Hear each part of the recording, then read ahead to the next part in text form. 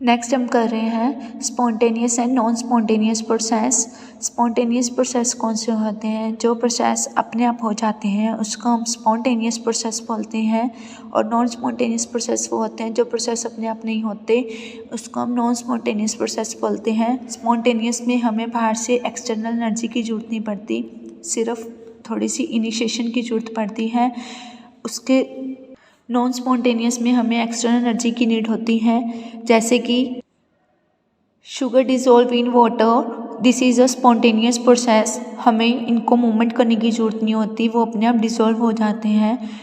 इसको हम क्या बोलते हैं? Spontaneous process. Burning of candle, थोड़ी सी इनिशिएशन की इग्निशन की ज़रूरत होती है, उसके पास कैंडल अपने आप बर्न हो जाती है, this is also a spontaneous process. जैसे कि पानी का ऊपर से नीचे आना, this is a spontaneous process. Non spontaneous process में बिल्कुल उसका उल्टा होता है, पानी का नीचे से ऊपर जाना। झरने से पानी नीचे से ऊपर कभी भी नहीं बह सकता, इसलिए क्या होता है, नॉन स्पॉन्टेनियस प्रोसेस होता है। झरने से ऊपर से पानी नीचे आ जाएगा, लेकिन नीचे से ऊपर नहीं जा पाएगा, उसके लिए हमें एक्सटर्नल फोर्स अप्लाई करनी पड़ेगी, तो वो क्या होता है? Non spontaneous process. देखो, स्पॉन्टेनियस प्रोसेस हम दो केसेस में डिस्कस करेंगे, जब हमें इनिशिएशन की ज़रूरत होती है और एक जब हमें इनिशिएशन की ज़रूरत नहीं होती है। ठीक है, फर्स्ट हम डिस्कस करते हैं इनिशिएशन की ज़रूरत होती है तो कौन कौन से एग्जांपल पॉसिबल हो सकते हैं। शुगर और वाटर को डिज़ोल्व करते हो हमारे पास क्या बन जाता है? एक सॉल्यूशन बन जाता है शुगर का। सेम मिक्सिंग करते हो आप डिफरेंट गैसेस की, this is also a spontaneous process. Ice का वाटर में मेल्ट होना, this is also a spontaneous process. Spontaneous process जब हमें इनिशिएशन देनी पड़ती है, जैसे कि हाइड्रोजन और O2 इलेक्ट्रिसिटी प्रोवाइड करोगे तो आपके पास किसकी फॉर्मेशन होगी? वाटर की। कार्बन और ऑक्सीजन की इग्निशन करते हो तो कार्बन डाइऑक्साइड की फॉर्मेशन होती है। सेम कैल्शियम कार्बोनेट को हीट प्रोवाइड करोगी, आपके पास कैल्शियम ऑक्साइड और कार्बन डाइऑक्साइड की फॉर्मेशन होती है।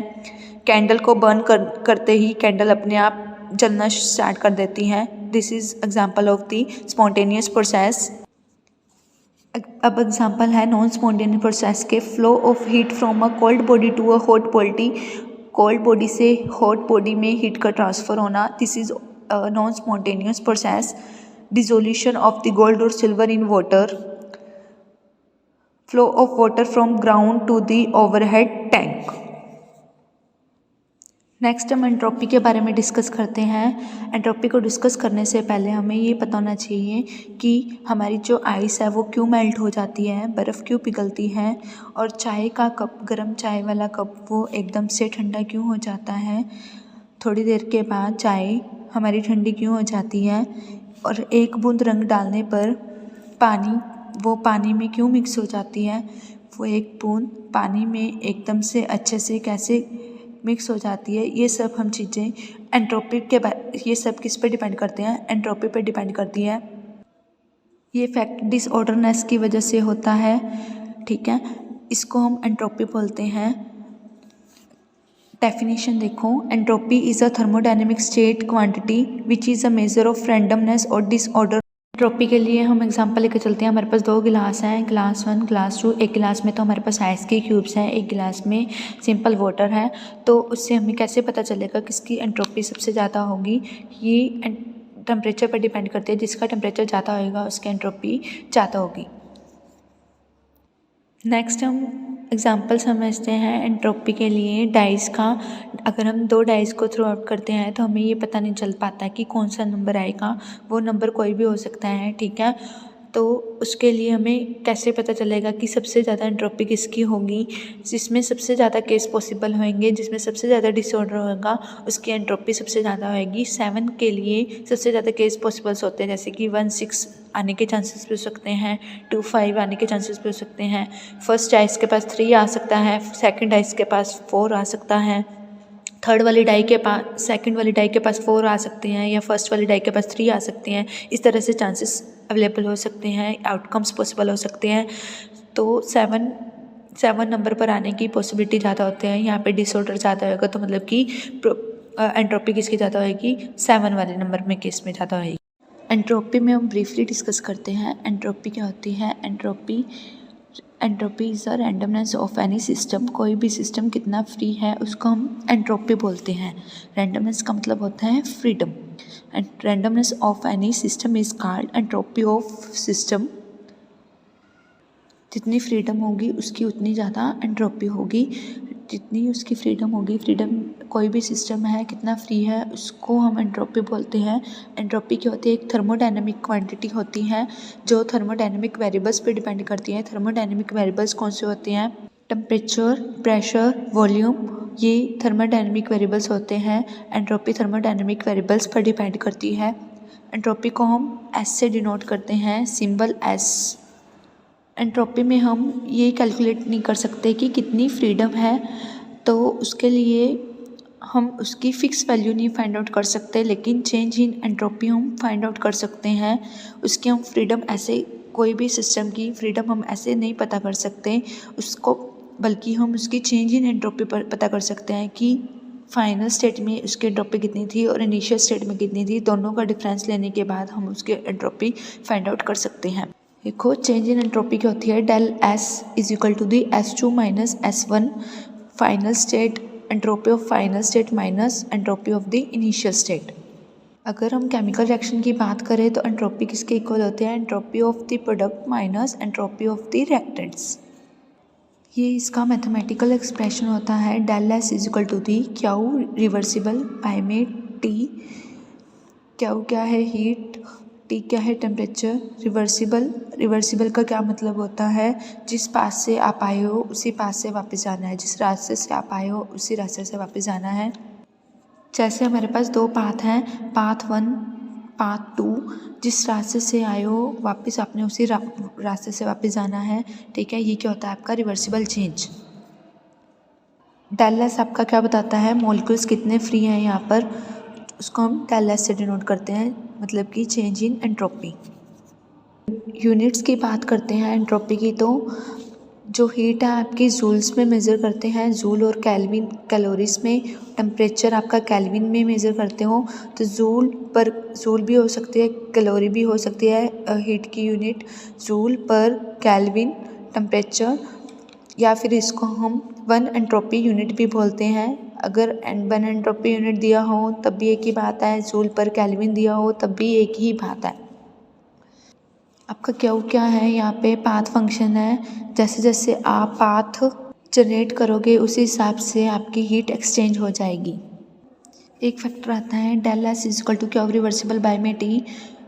अगर क्यू रिवर्सिबल हमारा कांस्टेंट हो जाता है, क्यू रिवर्सिबल हमारा कांस्टेंट हो जाता है, तो ये del S is inversely proportional to 1/t। क्या ऐसा होगा? ये बिल्कुल रॉन्ग स्टेटमेंट है हमारी। अगर आपका लो टेम्परेचर है तो एंट्रोपी हाई होगी, अगर हाई टेम्परेचर है तो एंट्रोपी लो होगी। इस एक्सप्रेशन के अकॉर्डिंग तो हमारे पास ये वैल्यू होनी चाहिए थी, ठीक है, बट ऐसा कुछ भी पॉसिबल नहीं होता है। टेम्परेचर आपका एंट्रोपी पर डिपेंड करता है, मतलब कि एंट्रोपी आपके टेम्परेचर पर डिपेंड करता है। Entropy is directly proportional to the temperature. अब हम इसके कुछ एक फैक्टर्स डिस्कस करते हैं। जो एंट्रोपी है वो मास पे डिपेंड करती है, जितना ज़्यादा मास होएगा सिस्टम का उतनी ज़्यादा उसकी एंट्रोपी होएगी। सेकंड वन इज़ लिक्विड की ज़्यादा एंट्रोपी होती है as compare to the solid, because liquid में मॉलिक्यूल्स फ्री रहते हैं मूवमेंट के लिए। सॉलिड में मॉलिक्यूल्स और एटम्स जो होते हैं वो फिक्स होते हैं अपनी पोजीशन पे, उनकी मूवमेंट नहीं हो पाती हैं। लिक्विड में वो पार्टिकल्स फ्री रहते हैं अपनी पोजीशंस को मूव करने के लिए, इसलिए लिक्विड स्ट्रक्चर्स में ज़्यादा रैंडमनेस होएगी, इसलिए लिक्विड की ज़्यादा एंट्रोपी होएगी as compare to the solid. Third one इसे गैस की ज़्यादा एंट्रोपी होती है as compare to the liquid. Gas में मॉलिक्यूल्स बिल्कुल दूर दूर होते हैं और इसमें फ्री रहते हैं मूवमेंट के लिए, इसलिए जैसे ही वेपराइजेशन होता है मॉलिक्यूल्स के पास, पार्टिकल्स के पास फ्रीडमनेस होती है ताकि वो मूव कर सकते हैं अपनी पोजीशन से। फोर्थ वन आता है जितना जैसे जैसे टेम्परेचर इंक्रीज़ होएगा आपकी एंट्रोपी इंक्रीज़ होती जाएगी। गैसेस स्टेट में जैसे ही हम टेम्परेचर इंक्रीज़ करते जाते हैं मॉलिक्यूल्स वैसे ही उनकी इंक्रीजिंग फ्रीडम मोशन इंक्रीज़ हो जाएगा और उन हायर टेम्परेचर पे वो ईज़िली मूव आउट कर सकते हैं। नेक्स्ट हम लिमिटेशंस पढ़ेंगे। Limitations of the first law of the thermodynamics. इसके बाद इसकी कुछ लिमिटेशंस थी जो सेकंड लॉ ऑफ थर्मोडायनेमिक्स ने प्रूव की थी। ठीक है, फर्स्ट लिमिटेशन तो ये थी कि इसने डायरेक्शन के बारे में कुछ नहीं बताया था। इसने डायरेक्शन के बारे में ये नहीं बताया था कि हीट कहाँ से फ्लो होगी, हाई से लो में फ्लो होगा हीट का या फिर लो लेवल से हाई लेवल में फ्लो होगा। इसने इस प्रोसेस के बारे में कुछ नहीं बताया। फर्स्ट लॉ ऑफ थर्मोडायनेमिक्स ने इसमें सेकंड लॉ यह है कि प्रोसेसेस के बारे में नहीं बताया। प्रोसेस स्पॉन्टेनियस होगा या नहीं होगा, नॉन स्पॉन्टेनियस प्रोसेस होगा या नहीं होगा, कौन सा प्रोसेस होगा, इन्होंने इस प्रोसेस के बारे में नहीं बताया। इन्होंने ये भी बोला था कि 100% एफिशिएंट इंजन नहीं बन सकता है क्योंकि हम वर्क से हीट प्रोड्यूस कर सकते हैं, हीट से वर्क प्रोड्यूस नहीं कर सकते हैं। जैसे हम अपने हैंड्स को रब करते हैं तो हीट प्रोड्यूस होगी हमारे हैंड्स को रब करने से, तो वर्क करने से हीट प्रोड्यूस हुई है। हीट से हम वर्क को कभी भी प्रोड्यूस नहीं कर सकते हैं। इन्होंने इसके बारे में नहीं बताया था।